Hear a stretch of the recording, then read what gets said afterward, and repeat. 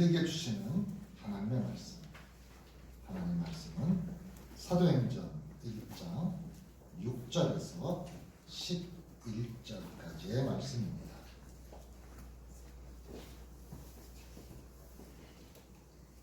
한 절씩 교독하겠습니다. 그들이 모였을 때에 예수께 여쭈어 이르되 주께서 이스라엘 나라를 회복하시니 이때입니까 하니 이르시되 때와 시기는 아버지께서 자기의 권한에 주셨으니 너희가 알바 아니뇨. 오직 성령이 너희에게 임하시면 너희가 권능을 받고 예루살렘과 온 유대와 사마리아와 땅 끝까지 이르러 내 증인이 되리라 하시니라. 이 말씀을 마치시고 그들이 오는데 올려서 가시니 구름이 그를 가리어 보이지 않게 하더라. 올라가실 때에 제자들이 자세히 하늘을 쳐다보고 있는데 흰옷 입은 두 사람이 그들 곁에 서서 이르되 갈릴리 사람들아 어찌하여 서서 하늘을 쳐다보느냐. 너희 가운데서 하늘을 보고 계시니 이제는 하늘로 가심을 보고 계시니라. 아멘. 할렐루야. 우리는 겨울의 문턱 11월 마지막 주일에 대림절기를 시작합니다. 이 대림절기의 핵심은 기다림의 영성입니다. 기다리는 것은 설레임입니다. 소망입니다. 행복입니다. 사람이 살면서 기다리는 게 없고 재미있는 것이 없으면 그 인생은 불행한 인생입니다. 독일의 철학자 임마누엘 칸트는 이런 사람이 행복하다 세 가지 얘기를 했는데, 첫째는 할 일이 있어야 한다. 둘째는 사랑하는 사람이 있어야 한다. 셋째는 삶에 희망이 있어야 된다 그랬습니다. 여러분 어떻습니까? 할 일도 있어야 되고 사랑하는 사람도 있어야 되고 우리 삶에 기대, 소망, 희망이 있어야 한다는 것입니다. 지금 우리가 행복하지 않다고 생각한다면, 행복하지 않다는 생각이 드시는 분은 어쩌면 자신의 삶에 감사하지 못해서 그런 마음이 드는지도 모르겠습니다. 감사하는 마음의 회복, 기쁨의 신앙생활, 이것은 우리 신앙의 가장 기본적이고 중요한 그런 요소입니다. 2022년을 시작해서 어느덧 2022년이 한 달밖에 남지 않았습니다. 2020년 2월부터 코로나라는 것이 시작이 돼서 정말 3년 꼬박 왔습니다. 처음엔 이름도 낯설었습니다. 코비드19. 코는 코로나고, V는 바이러스고, D는 질병이라는 디시즈라는 단어고, 19라는 말은 19년도에 시작해서 코로나19. 이 상황이 어느 특정 국가나 인종에게 미친 것이 아니라 전 세계적으로 영향을 미쳐서 팬데믹이라고 그렇게 불렀습니다. 그런데 이제는 어떤 사람은 그럽니다. 팬데믹이 아니라 지역적인 그 지역의 질병과 같은 엔데믹이라, 풍토병 정도라고 얘기를 하고 조금 소홀히 여기기도 하고, 저부터도 조금 코로나에 대한 마음이 조금 약해진 것 같아요. 저도 깜빡깜빡 마스크를 안 쓰고 다닐 때도 있고요. 엘리베이터 타면서 마스크를 안 써도 이런 생각이 들 때도 있습니다. 그러나 아직 우리가 방심할 때가 아닙니다. 아니, 코로나 뭐 독감 정도지라고 말하는 사람도 있는데, 독감 걸렸다고 강제로 일주일 집에 가둬놓지는 않습니다. 독감 걸려도 자기가 알아서 마스크를 쓰는 거지 억지로 쓰라고 하진 않는데, 이 코로나가 끝자락이 보일 것도 같은데 아직 꼬리를 보여주지 않고 있어서 답답한 마음을 갖고 있습니다.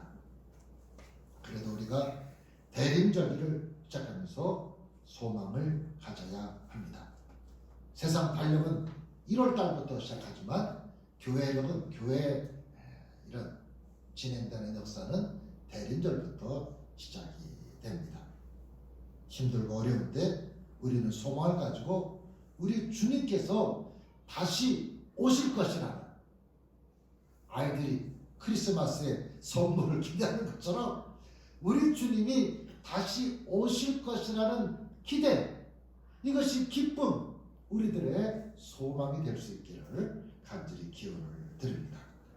오늘 우리가 함께 읽은 성경 말씀은 예수님께서 십자가에 달려 돌아가시고 사흘 만에 부활하신 뒤에 40일을 이 땅에 계셨다가 부활을 승천하신, 하늘로 올라가시는 그런 내용이 본문에 나오고 있습니다. 예수님께서 마지막에 승천 직전에 하시는 말씀이 오늘 본문입니다. 성령이 너에게 임하시며 너희가 권능을 받고 예루살렘, 온 유대, 사마리아와 땅 끝까지 이르러 내 증인이 될 것이라, 이 말씀을 하시고 부활 승천하시는 거예요. 그런데 제자들이 하늘만 쳐다보고 있었습니다. 뭐 그런 모습을 처음 봤죠. 사람이 구름에 이렇게 휩쓸려서 하늘로 올라가는, 요즘에는 워낙 컴퓨터 그래픽이 발전을 해서 아마 그런 모습을 컴퓨터 그래픽을 CG로 이렇게 합성을 해서 저렇게 만들어내기가 쉬울 거고, 그런 영상도 우리가 볼 수가 있는데, 이 일이 당시 사람들에게는 놀라운 일이었습니다. 예수님께서 자신들의 고난 앞에서 구름을 타고 하늘로 올라가는 이 모습을 보자 사람들이 다 정신을 뺏겨서 하늘만 쳐다보고 있었습니다. 예수님의 모습이 보이지 않음에도 불구하고 하늘만 멍하니 쳐다보고 있었던 것이지요. 그때 천사들이 이야기를 합니다. 흰옷 입은 두 사람이라 이렇게 소개하고 있는데요. 어찌하여 서서 하늘만 쳐다보느냐고 책망을 합니다. 호통을 치고 있습니다. 하늘만 쳐다볼 일이 아니라는 겁니다. 그래서 너희가 지금 예수님이 하늘로 올라가시는 것을 본 그대로 예수님이 다시 오실 것이라고 이야기를 하고 있습니다. 예수님께서 다시 오신다, 예수님이 재림하신다라는 그 말씀의 의미는 무엇일까요? 어떤 의도를 가지고 지금 하늘만 쳐다보고 있는 그 사람들에게 다시 오실 것이라고 말씀을 하실까요? 첫째는 예수님이 다시 오실 것이니 성전을 떠나지 말고 모이기에 힘써야 한다는 것을 말씀하고 있는 것입니다. 예루살렘을 떠나지 말고 내게서 들은 바 아버지께서 약속하신 것을 기다리라. 약속하신 것을 기다리라. 성령 충만입니다. 그것을 기다리라고 말씀을 합니다. 예루살렘을 떠나지 말라고 말씀하신 이유는 예루살렘을 떠나려고 했기 때문입니다. 예루살렘을 떠나려는 사람이 있었기에 예루살렘을 떠나지 말라고 말씀을 하신 것입니다. 성전을 떠나가는 사람들이 많으니까 떠나가지 말라고 말씀하신 겁니다. 사람들은 불안해했습니다.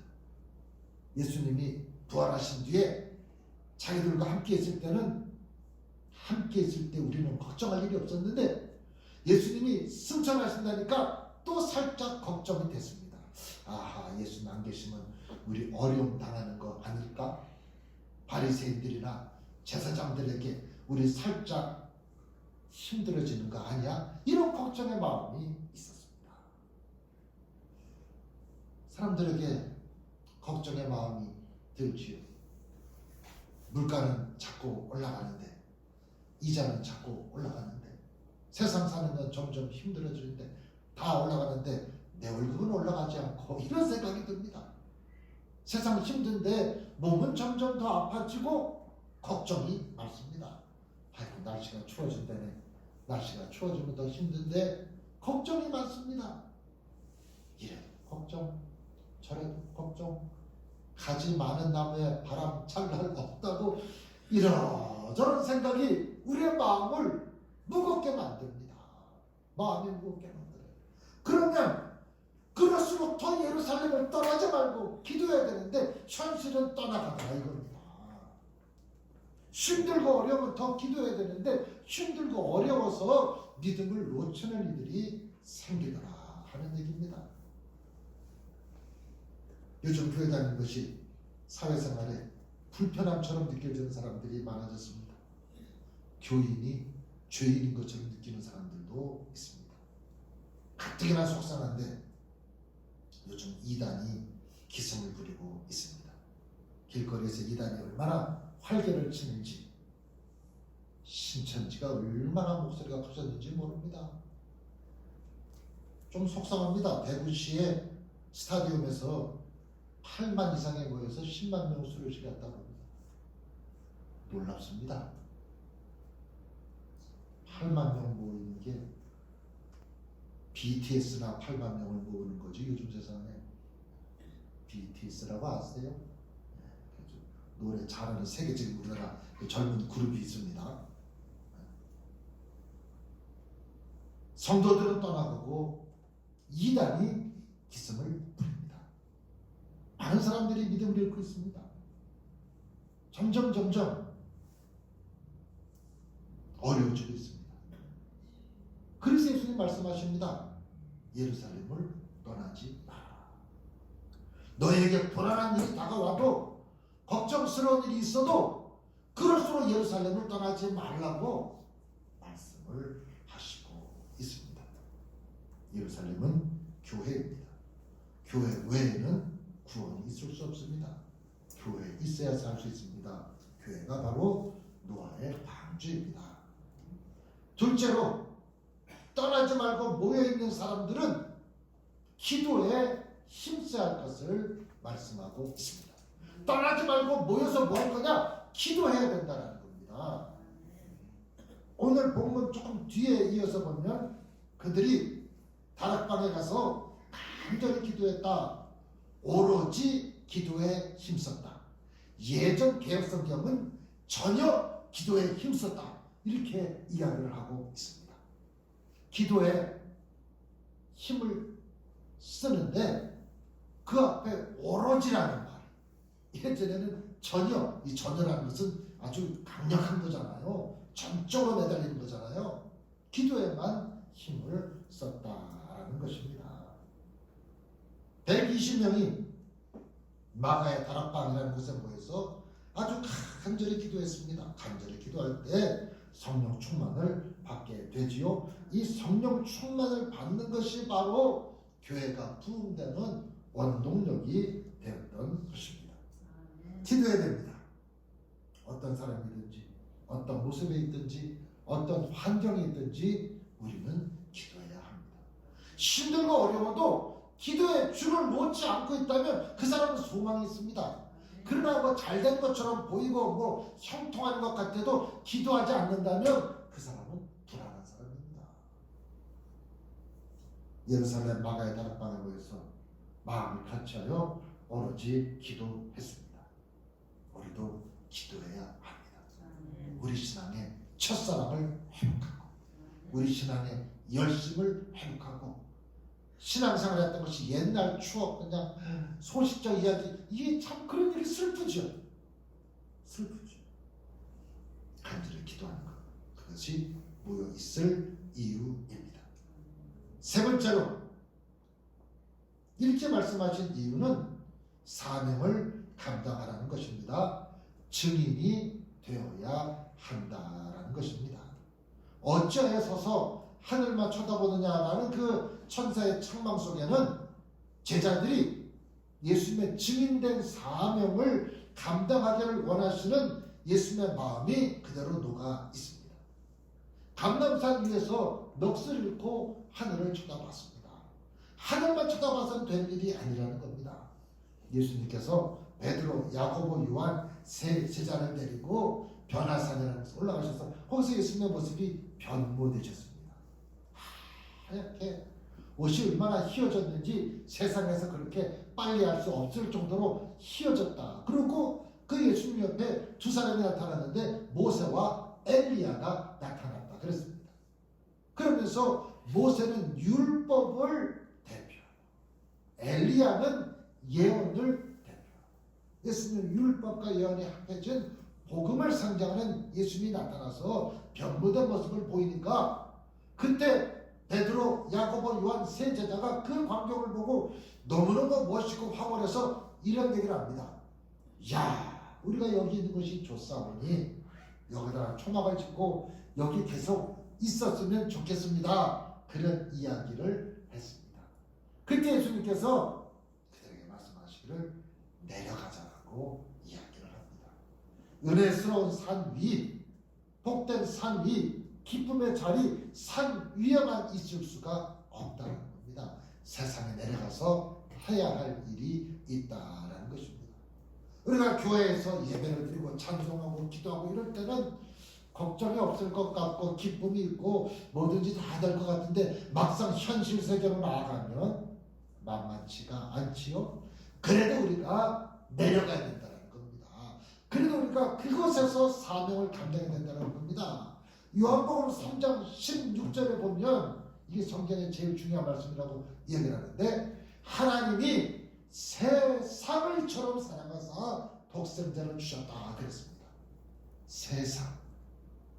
세상이 아니라 우리 생각에는 하나님이 교회를 이처럼 사랑하사 하나님이 성도들을 이처럼 사랑하사 이렇게 됐으면 좋을 텐데 하나님이 세상을 이처럼 사랑하사 세상에는 별의별 사람 다 있습니다. 친한 사람도 있지만 속삭이는 사람도 있습니다. 왼수 같은 사람도 있습니다. 다시 보고 싶지 않은 사람도 있습니다. 이유 없이 힘들게 하는 사람도 있습니다. 저 사람만 없으면 내 인생이 필 것 같은데 라는 그런 마음이 드는 사람도 있습니다. 어찌 세상 일이 내 마음대로 되겠습니까? 때로는 가까운 사람도 힘들게 할 때가 있잖아요. 식구들이 힘들 때도 있잖아요. 예수님께서도 말씀하시기를 식구들이 너희를 힘들게 할 것이라고 말씀하셨습니다. 예수님도. 그러니 이 세상이 어찌 그리 만만합니까? 그러나 그 세상에서 우리로 하여금 사명을 감당하십니다. 출근하기가 싫은데 직장 가서 사명을 감당하십니다. 일하러 가기 싫은데 거기 가서 하나님이 우리에게 사명을 감당하라고 말씀하십니다. 내가 싫어하는 그 사람에게 복음을 전하라고 말씀을 하십니다. 그래서 사명을 감당하기 전에 먼저 전제로 하실 말씀이 있는데 오직 성령이 너에게 임하면 이 말씀을 먼저 했습니다. 사명을 감당하기 위해서는 기도해야 되는데 왜 기도해야 되느냐? 능력을 얻기 위해서. 인간적으로는 사람이 안 되죠. 인간적으로 봉사하고 섬길 수가 없죠. 그래서 은혜를 받아야 되는 겁니다. 은혜를 받아야 섬길 수가 있고 은혜를 받아야 사랑할 수가 있고 은혜를 받아야 내가 희생할 수가 있지. 손해보고 살 수 없는 이 세상에서 어떻게 내가 희생을 하고 섬깁니까? 은혜가 있으니까. 은혜가 있으니까. 예수님이 은혜가 있으시니까 사랑이 있으시니까 자기에게 못을 박는 사람을 위해서 기도를 하지. 이게 안 될 일이잖아요. 아니 나한테 못 박는 사람을 위해서 어떻게 그 사람을 위해서 기도해. 어이구 이 나쁜 놈아 네가 뭘 모르는구나 이렇게 화를 내야지. 그러니 우리가 은혜를 받아야 되는 겁니다. 신앙생활이 내 힘으로 되는 것이 아니잖아요. 내 의지로 되는 일이 아니잖아요. 그래서 기도해야 되고 그래서 은혜를 받아야 되고 그래서 우리가 사명을 감당해야 된다는 것입니다. 제자들도 은혜를 받으니까 마가의 다락방에서 성령을 받으니까 나가서 복음을 전하는 사명자가 됐습니다. 그 은혜 받기 전에는 그 성령 충만 받기 전에는 겁이 나서 숨어 있었습니다. 모여 있는데 문을 잠그고 있었다 그랬습니다. 문을 꼭 잠그고 있어. 누구 올까봐. 이들이 기도해서 은혜를 받고 나니까 나가서 복음을 전하게 됐습니다. 사도들만이 아니라 집사님이었던 스데반은 얼마나 열심히 복음을 전했는지 그 회방하는 사람들에 의해서 맞아 죽게 생겼는데도 복음을 전하다가 최초로 순교를 당하게 됩니다. 베드로도 자신 있게 복음을 전하고 사도들이 복음을 전하면서 결국 이 복음이 원수의 도성 같았던, 아니 그럴 수가 있어요. 호산나 호산나 이 환영하던 사람들이 예수님을 죽이라고 한 거잖아요. 그 원수의 도성 같았던 예루살렘에서 복음을 전하고 유대 땅에서 복음을 전하고 편견과 차별, 지역 감정이 있었던 사마리아 땅에서 복음을 전하고 그리고 다메섹으로 땅끝으로 반대로 나가면서 그들이 복음을 전하게 되었던 것이고 마침내 사도 바울에 의해서 이 복음이 유럽 땅 마게도냐 빌립보까지 복음이 전해지게 된 것입니다. 또 왜 하늘만 쳐다보고 있느냐, 어째 하늘만 쳐다보고 있느냐라는 말씀 속에는 예수님께서 다시 오실 것을 기다리라는 의미가 있습니다. 아주 구체적으로 말씀하셨습니다. 이 예수는 하늘로 가심을 본 그대로 오시리라. 이 구름을 타고 하늘로 올라가셨는데 그대로 오시라. 그러면 구름 타고 다시 오실 것 같아요. 제가 자주 얘기하지만 저는 그 하늘에 구름이 껴있는데 구름 사이에 구멍이 나가지고 그 구름 사이로 빛이 쫙 내리쬐는 그런 거 있잖아요. 나 그리 오실 것 같아. 그리고 빛이 확 비치고 구름을 타고 싹 하게다 오셨네 이렇게 진짜 그리 오실 것 같아요. 그런 소망이 있기를 바랍니다. 내 인생의 종말이 내가 먼저 하나님 나라로 갈지 예수님이 먼저 오실지 그건 모르겠습니다. 많은 사람들은 아직까지 안 오셨으니까 설마 내가 죽기 전에 예수님이 재림하시겠어 이런 생각하실 수도 있지만 뭐가 빠를지는 모르겠습니다. 저도. 그러나 이 기다림이 우리에게 있어야 한다라는 것입니다. 하늘로 가심을 본 그대로 다시 오시리라. 예수님의 재림의 모습을 명확하게 예언하고 있습니다. 승천하신 그대로 육체를 입은 몸으로 다시 영광 가운데 오실 것이라고 말씀을 하고 있습니다. 본문의 제자들은 감람산 위에서 승천한 예수님의 모습을 보았습니다. 그래서 이들은 예수님이 곧 오실 것으로 생각했기 때문에 전도에 열심을 했습니다. 그래서 이들은 봉사를 했습니다. 그래서 헌신을 했습니다. 밭을 팔아 바치고 땅을 팔아 바치고 몸된 재단을 위해서 자기들의 모든 것을 바치면서 신앙생활에 열심을 했습니다. 다시 오실 주님을 뵐 때 부끄럽지 않기 위해서. 예수님이 다시 오시면 그 예수님은 복음서에서 잃어버린 영혼을 찾아 돌보시던 그분이십니다. 아픈 사람을 위해서 눈물을 흘리면서 기도하시고 예수님이 좋아하셨던 나사로, 그 마르다, 마리아, 나사로 그 집에 자주 가셨잖아요. 제가 볼 땐 마르다라는 여인이 특급 요리사였던 것 같아요.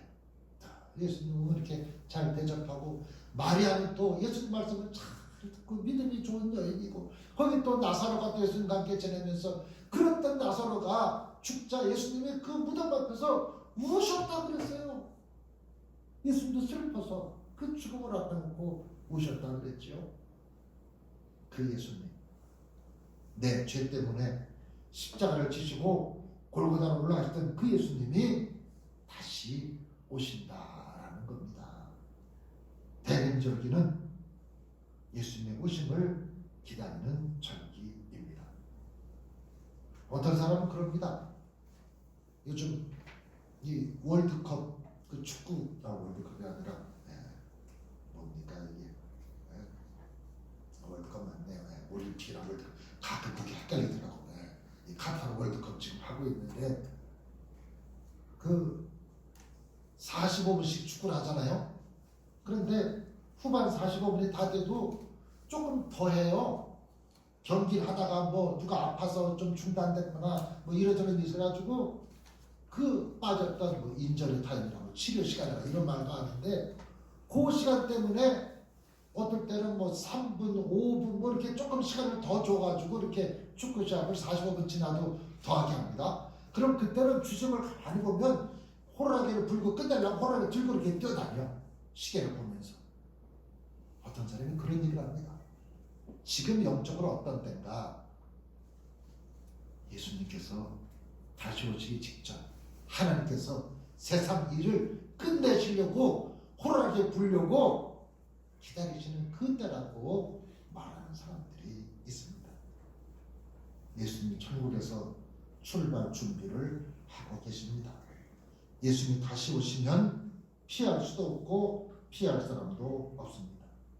주께서 다시 오실 때 우리가 기쁨으로 우리 예수님을 맞이해야지. 어떻게 오셨느냐고, 왜 벌써 오셨느냐고, 왜 말씀도 안 하고 오셨느냐고 우리가 핑계를 댈 수가 없다라는 것입니다.